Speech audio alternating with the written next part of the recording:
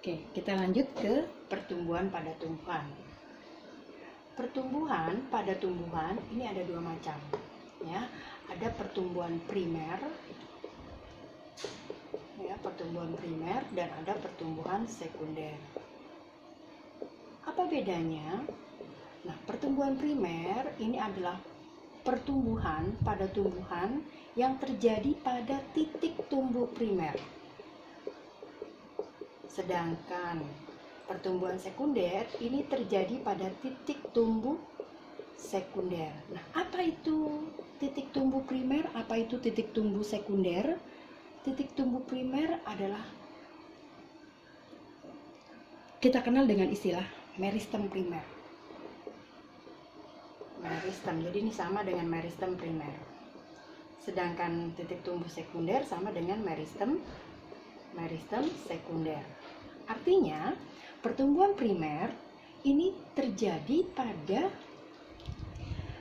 daerah meristem primer, sedangkan pertumbuhan sekunder terjadi pada daerah meristem sekunder.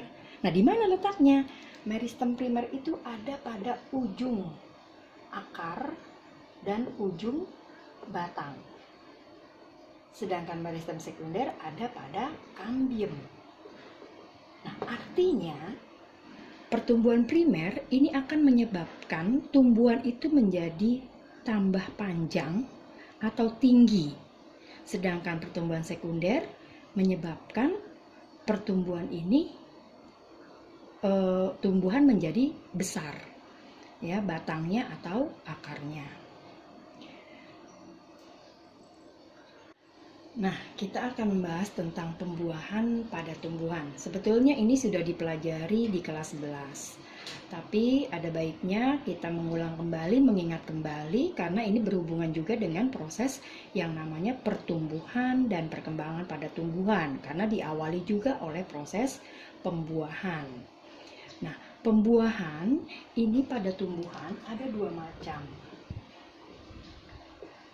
Yaitu ada pembuahan tunggal dan ada pembuahan ganda. Nah, apa itu pembuahan tunggal dan apa bedanya dengan pembuahan ganda? Pembuahan tunggal itu adalah pembuahan yang terjadi satu kali dalam sekali proses pembuahan, sedangkan pembuahan ganda itu terjadi dua kali. Nah, biasanya pada pembuahan tunggal ini yang mengalami proses pembuahan tunggal adalah jenis tumbuhan gimnosperme. Ya, ini satu kali pembuahan.